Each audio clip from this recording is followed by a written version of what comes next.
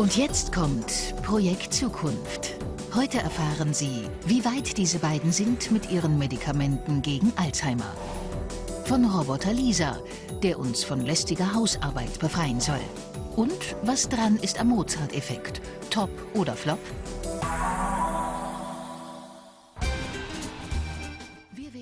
Шинжлэх ухааны нэвтрүүлэг эхэлж байна. Өнөөдөр та бүхэн энэ хоёр эрхмийн бүтээж байгаа зөнхөвчний хэр урагштай байгаа. Биднийг гэрийн жижиг ажлуудаас чөлөөлж өгөх робот Лизагийн тухай мэдээллүүдийг хүлээн аваарай. Бид хөвшөрсөр байна. Судлаачид биднийг илүү урт наслуулахын төлөө ажилласаар байна. Хамтдаа байх илүү цаг, аялах амьдралын сайхан зүйлсийг хамтдаа хийхин төлөө. Гэвч хөвшрөх тусам Альцгеймер өвчин тусах магадлал нэмэгддэг. Эрт мэдэх нь хамгийн чухал юм. Хадагта Эсвангер, та бидэн дээр ямар хэрэгээр ирэв? Би яг тохирсон үг олохдоо их тааруу болсон. Өөрөөр хэлбэл би болж байгаа үйл явдлыг яг онож хэлэх үгийг олохоо болсон. Франкфуртын их сургуулийн эмнэлгийн эмч Давид Праволович дээр Ирene Эсвангер шиг ой тогтоолн буудсан хүмүүс ирдэг. Эмч маань ийм өвчнүүдийн үүсгэгчийг олохыг хичээдэг. Тэгэхээр бид яг ямар учиртай болохыг нь олж мэдцгээе. Энэ мэдрэлийн өвчний эхлэл байж болох юм. Эхний очих газар бол сэтгэл зүйч Дорис Хуслер. Тэр өвчний ой санамж хэр сайн болохыг шалгадаг.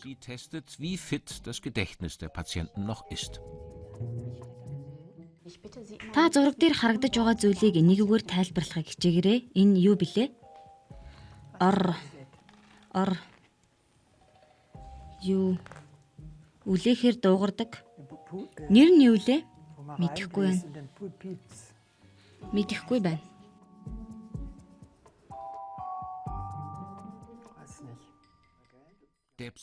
Сэтгэл зүйн тест 40 минут үргэлжилж ой тогтоолт муудсныг илрүүлэх хамгийн чухал арга юм.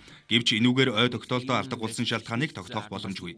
Ялангуяа хадагта Эсвангер шиг оюун санааны асуудалгүй өвчнүүдийн хувьд.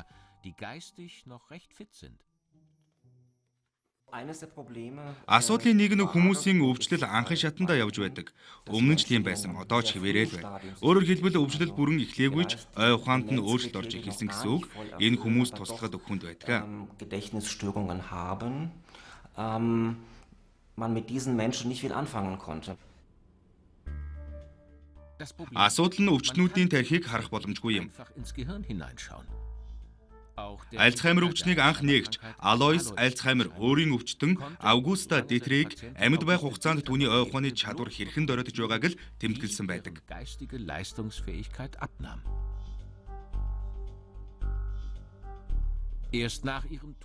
Түүнийг нас орсны дараа л тэр тархинд нь хагалгаа хийж өвчин тархинд ямар өөрчлөлт оруулдгийг тэмдэглэсэн байдаг.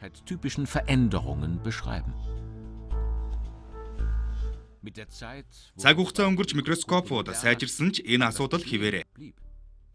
Тархины зүсэлтийн үед л Альцгеймерийн үед үүсдэг плак гэж нэрлэгддэг наалдамхай зүйлсийг харах боломжтой болдог. Мөн мэдрэлийн эсийн дотор талд тав фибрил үүсдэг байна.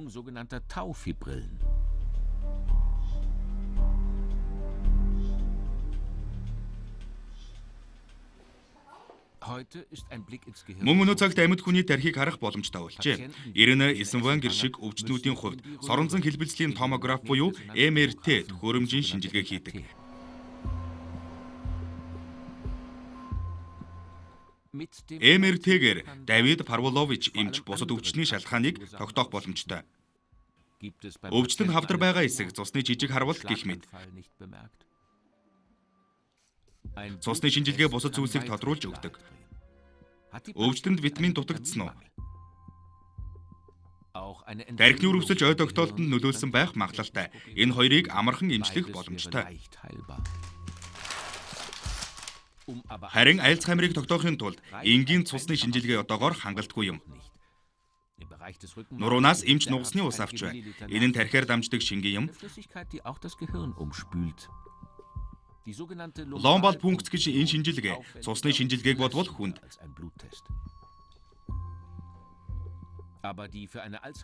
Гэвч Альцгеймерийн үед илэрдэг плак тав фибрил зэрэг нь өвчний нугасны усанд уул мөрөө үлдээдэг байна.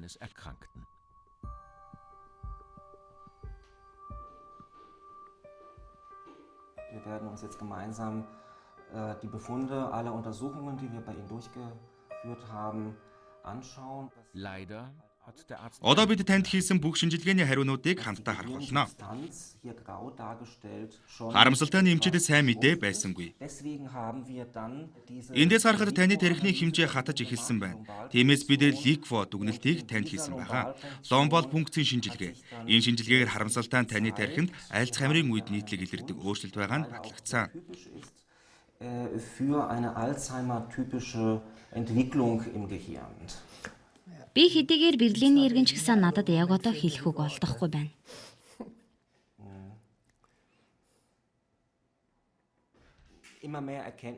Альцгеймер өвчний тухай мэдлгүүд энэ өвчний эсрэг эмчилгээний ихэлсэн хойно хийх эмчилгээ бус зөвхөн урьдчилсан сэргийлэх эмчилгээ л боломжтой гэдгийг харуулж байна.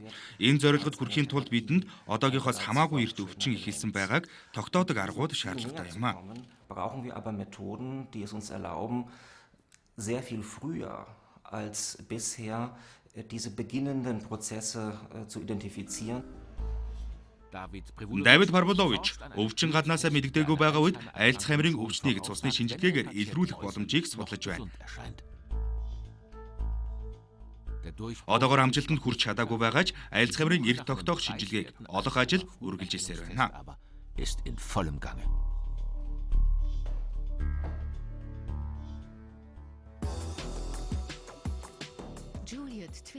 Жюльет энэ сэдвээр Альцгеймер демент нь хүнийг бүрэн өөрчлөх боломжтой. Аимшигтай гэж Твиттерт бичсэн байна. Үзэгч Эрнст Дитрих бид бүгд дурсамжаа цуглуулж байдаг. Учир нь бидний дурсамжийг хинч авчиж чадахгүй гэж хэлдэг. Гэвч Альцгеймер гэж бичсэн бол Изадин Мохаммед Фейсбુકт би 65 нас хүрэхэд судлаач Альцгеймерийг эмчлэх аргыг олсон байгаасаа гэж хүсэж байна. Бас би тэр өвчнийг тусахгүй байхыг хүсэж байна гэж бичжээ. Und ich hoffe, ich kriege es nie.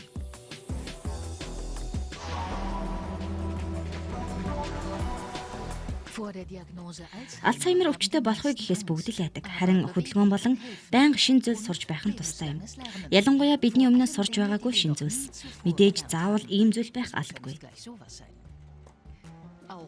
Эрүүл хооллолч мөн бидний өвчлөхгүй байх магадлалыг нэмэгдүүлдэг. Одоогоор Альцгеймерийг эдгээрэмж байх судалгаа явагдсаар байна.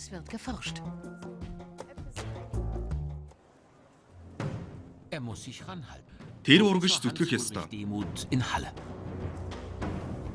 Халагийн профессор Ханс Ульрихтэй Учир нь Шотландын Клод Вишикийн Альцгеймерийн шилдэг эмийг гаргах ажил нь урагштай байгаа юм. Энэ хоёр өвчнүүдийн сайн сайхны төлөө шинжлэх ухааны амжилт бас олон тэрбумын ашигын төлөө өрсөлдөж байна. Тэдний өмнөх судлаачид бараг бүгд бүтлгүйцсэн. Энэ хоёр яагаад амжилтанд хүрэх ёстой гэж бидний зорилго бол ихэнх Альцгеймер судлаачдынхаас өөр юм. Тиймээс бид хамгийн түрүүнд барайнд орно гэдэгт итгэдэг. Deshalb glaube ich, dass wir als Erste ins Ziel kommen werden. Профессор Вишикийн өөрийн бүтээж байгаа бэлтгэлийг 30 гаруй жилийн өмнө Английн Кембриж залуу сэтгэл зүйчээр ажиллаж байхдаа олжээ. Худалдаанд байдаг будагч бодис болох метилийн блүг тэр судалгааны зорилгоор Альцгеймерийн тундсыг будах гэж оролдсон байна. Die Taufibrillen und war gescheitert.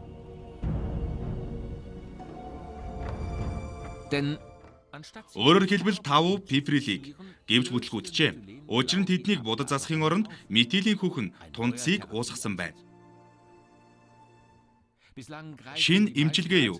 Одоогийн ихэнх Альцгеймерийн бэлтгэлүүд нь тархины плаксыг устгадагч амжилтгүй хэвээр байна. Тархины эсэд үүсдэг 5 тундас энэ өвчнийг үүсгэдэг. Профессор Вишик тийм гэж үзэж байна. Тэр хөрөнгө оруулагчдын тусламжтайгаар компани байгуулж будагч бодисын шинэ төрлийн эм гаргаж авчээ.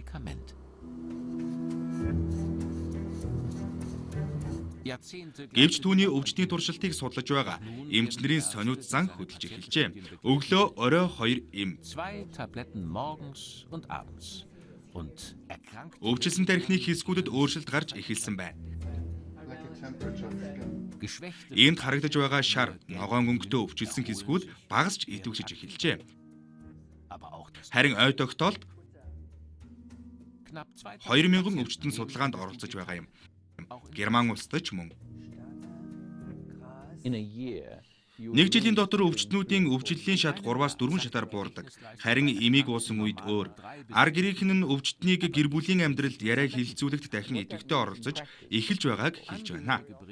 Dass die Erkrankten wieder aktiv am Familienleben teilnehmen konnten. Is able to participate in family discussions and conversations. 450 сая долларын хөрөнгө оруулалтыг түүний компани хийжээ. Амжилтанд хүрсэн эсхийг өвчтнүүд дээр явуулах сүүлчийн шатны туршилт харуулах болно. Туршилтын сүүлчийн шатны үр дүнг бид энэ ондоо багтаан авах болно. Тэгвэл бид 2017 оноос бэлтгэлээ худалдаанд гаргаж эхлэх байх. Ингэснээр ийм жижигхэн имийг бүтээх гэж оролдсон 30 жилийн судалгаа үр дүнг олох юм аа. Into one stupid little tablet. So that's really what it is. 2 жил хүрэхгүй хугацаанд нөлөө сайтай эм худалдаанд гарвал зөвхөн Авирдийн их сургууль төдийгүй Таурексийн ялалт биш ч уралдааны ялагч тодорхой байх. Хаалегийн Ханс Ульрих Демуд үгүй гэж батлаж байна. Түүний эм худалдаанд хоцорж гарагч илүү үр дүнтэй байх болно. Länger brauchen, aber dann besser wirken. Эмийн салбарт нөлөөлөгч бодис болоод эмийг бүтээх судалгаа нь Альцгеймер өвчний сүүлчийн шат болох молекул болон тундас дээр суйрлан хийддэг учраас сүүлийн 10 жилийн хугацаанд амжилтанд хүрээгүй байх магадлалтай юм аа. Демуд 15 жилийн өмнө жинхэнэ хэрэгтнийг олсон гэдэгтээ итгэлтэй байна. Тархины эсэн дотор болоод гадна байдаг с жигтэй молекулууд. Тэднийг пироглютамат пептид гэж нэрлэж байна. Өвчний тундас үүсгэгчийн анхын шат. Stimmt seine These. Wäre sie eine Түүний онол үнэн бол том хувьсгал гарах болно. Тэрэн шаардлагатай зүйл бол нотлого баримт. Эхнийх нь тархины эрүүл эсүүд уг бодистой холбогдсны дараа 1 хоногийн дотор эсүүдийн 60% нь үхсэн байна. Гэхдээ энэ бодис Альцгеймерийн шинж тэмдэгтэй юу? Чадварын тест энэ бүгдийг харуулах болно. Энэ хулгнуудыг хортой пироглютамат пептидийг биедээ үүсгдэг болгосон байна. Үнэхээр ч тэд өөртөө итгэлгүй болж мэдэхгүй харанхуй хэсгээс зугтаж байгаа нь Альцгеймерийн өвчтүүдэд гардаг шинж тэмдгүүд юм. Sie wirken unsicherer, meiden unbekannte dunkle Bereiche, ganz ähnlich wie Alzheimer-Patienten. Демуд Provio Drug компаниг байгуулж 100 сая еврогийн хөрөнгө оруулалт хийжээ. Альцгеймерийг ялахыг хүсвэл пироглютамат пептидийг үгүй хийх хэрэгтэй гэдэгт итгэлтэй байна. Биохимчийн хувьд тэр яаж гэдгийг ч мэднэ. Компьютер тэр хорны үүслийг зогсоодог бодисыг бүтээжээ. Энэ амжилттай болж богино хугацааны судалгааны дараа тэр Альцгеймерийн өвчнүүд дээр туршиж эхэлсэн байна. Одоогийн байдлаар бид 200-аас 300 өвчтөн дээр туршилт хийж байна. Эмийг бүтээх хурд одоогийн шигээ үргэлжлэвэл эм бэлтгэлийг 2020 он гэхэд өвчтнүүдэд өгөх боломжтой болох болно. Im Jahr 2020 für die Patienten geben wird. Хүн төрөлхтний аюул болсон Альцгеймерийн эсрэг эм гарвал аврал болох болно. Гэвч бусад тарих судлаачид ч гэсэн тэдэнтэй адил бодолтой байгаа болов уу? Профессор Томас Арен Лайпциг хотын тархины судалгааны институтэд удирддаг. Тэр олон нийтийн сонирхлоос хол хүн. Профессор Аренд эм зүүн салбарын том амлсан амлалтууд бүтлгүүтхийг олон удаа харжээ. Өнгөрсөн 35 жилийн хугацаанд 100 гаруй эм бэлтгэл амжилтгүй болсон байна. Ихэвчлэн өвчтнүүд дээр хийсэн сүүлчийн судалгааны шатанд тэр ижил мэрэгжилтнүүдэд атаархдаггүй. Ойлгогдож амжаагүй байгаа тархины өвчнийг тэд яаж зогсоох вэ дээ? Дэлхий дээр ганц судлаач Альцгеймер хүний тархийг ямар болгодгийг батлаж чадаагүй байна. Эдгээр судалгаанууд нь маш сонирхолтой гэдг нь ойлгомжтой. Бас бид өвчнийг юу үүсгэдгийг одоо болтол мэдээгүй. Бас өвчлөлийн явцыг хангалттай сайн мэдгүй гэдгийг мартаж болохгүй. Нөлөө үзүүлдэг юмнууд маш үнэтэй байх болно. Бас хамгийн эртдээ л 20-30 жилийн дараа гарах байх. Мэдээж гарах юм бол шүү дээ. Өвчнүүд болоод түүний ар гэрийнхэнд эдгээр судлаачдын бүтээл ямар утгатай болохыг бид хэдэн жилийн дараа харах болно. Хүн төрөлхтний аврал уу? Эсвэл хөрөнгө оруулагчдад өгсөн амлалт уу гэдгийг одоогоор өрсөлдөөн үргэлжлэж байна. Noch ist das Wettrennen nicht entschieden.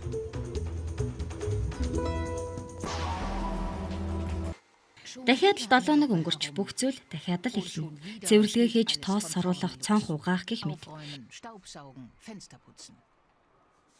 Энэ амаргүй ажил хугацааг шаардахаас гадна эцэс төгсгөлгүй үргэлжилдэг. Энийг өөрчлөх боломжгүй гэж үү? Эрдэмтэд энэ асуудлыг олж хараад шийдэх аргыг хайж байна. Нөхөрсөг үйлчилгээ үзүүлэх, хэлний програмаар холбогдох, хүмүүсийг таних. Үгийн утгыг бичгээр програмчлах. Кофений зөөгчийн хувьд маш амархан. Харин шинэ хамтрагчийн хувьд өөр хэрэг. Робот Лизад сайн сонсохын тулд чанартай микрофон чих хэрэгтэй.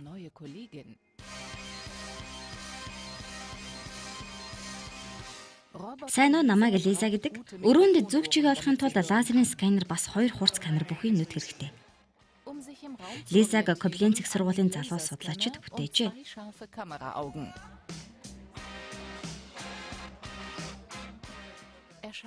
Ирээдүйд тэр кафены үйлчилгээнд туслах юм.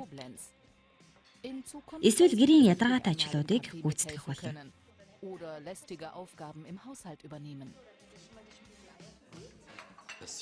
Лизагийн гол зорилго бол гэрийн цахилгаан бараанууд шиг сайн ажиллагаатай байхаас гадна хүссэн хүн авах боломжтой хямд үнэтэй байх юм. Тэрнээс гадна хүмүүст эмээ уухыг сануулж, гэрээ цэвэрлэж амжаагүй тохиолдолд Лизад гэр цэвэрлээрэ эсвэл угаалгын машин унтраа, нохог салхилуулад гэх мэт тушаалуудыг өгөх боломжтой байх ёстой.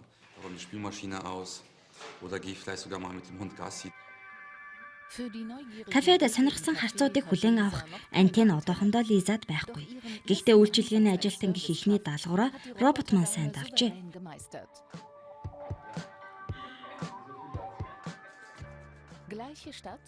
Кобленц их сургуулийн байр. Энд Лиза 7 жилийн өмнө анх мэндэлсэн юм. Бас тэр ганцаараа биш. Лиза дүүтэй болжээ. Лиза 2. Hello, my name is Lisa. Hello, I am Lisa too. Let's go to the kitchen. Үйлчилгээний ажилтнуудын маань тархин өндөр чадвартай ноутбук. Компьютерт нь судлаачид объектуудыг таньж, тушаал биелүүлэх боломж олгодог зураг боловсруулах програм суулгачаа. Өглөөний цаг авчирч өгөхөөс гадна бэлтгэх, жишээлбэл нүдэлж шарсан ундаг. Үндгийг таньж, авч хагалж чаддаг бол сайхан байхсан. Гэвч энэ програмыг судлаачид одоогоор өөрсдөө хийх ёстой. Үлдсэнийг нь Лиза хийх болно. Doch dieses Programm müssen die Forscher noch selbst ausführen. Den Rest übernimmt Lisa. Эхний удаад Лиза аяг барьж сурах ёстой. Энэ нь амар зүйл биш ээ. Учир нь дотор нь юм байгаа үед гарын байрлалаа зөв авах хэрэгтэй. Бас Лиза гараа жаахан л хөдлөхөд хэдэн сантиметр болдог учраас гадуур нь асгах аюултай. Тэр аягийг гартаа аваад 100 руу очдог. Ингэхдээ аль нь ширээ, аль нь 100 гэдгийг бас хайруулын тавг аль гэдгийг ялгадаг байх ёстой юм аа. There it goes. Роботтойгоо ч үндгийг аюулгүй бүргэж чадах болов амархан харагдах энэ үйлдэл бол сканер. Сканер мэдрэгч программын хувьд маш том сорилт.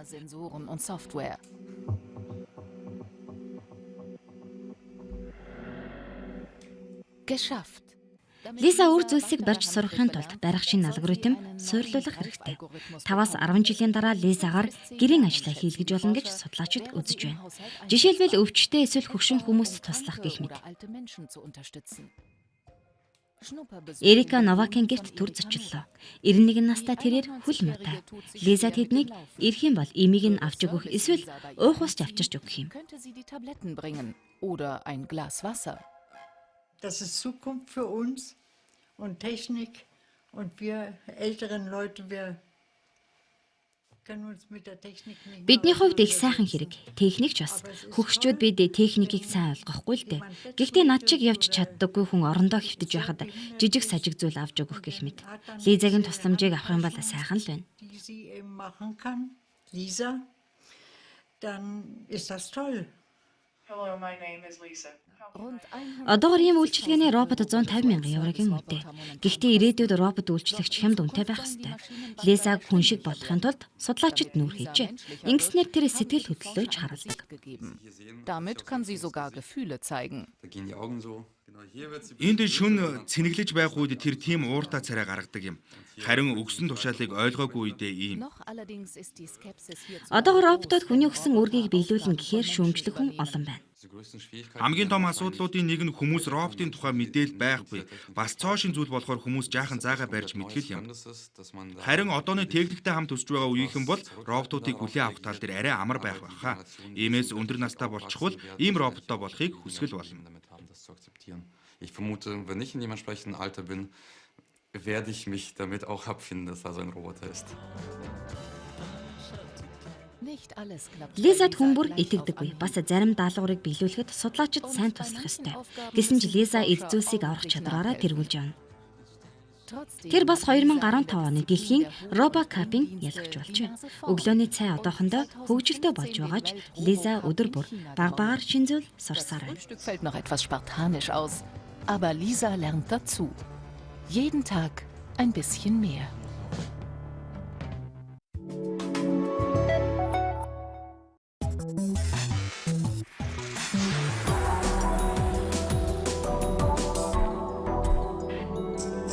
Und jetzt kommt Projekt Zukunft. Heute erfahren Sie, wie weit diese beiden sind mit ihren Medikamenten gegen Alzheimer. Von Roboter Lisa, der uns von lästiger Hausarbeit befreien soll. Und was dran ist am Mozart-Effekt? Top oder Flop?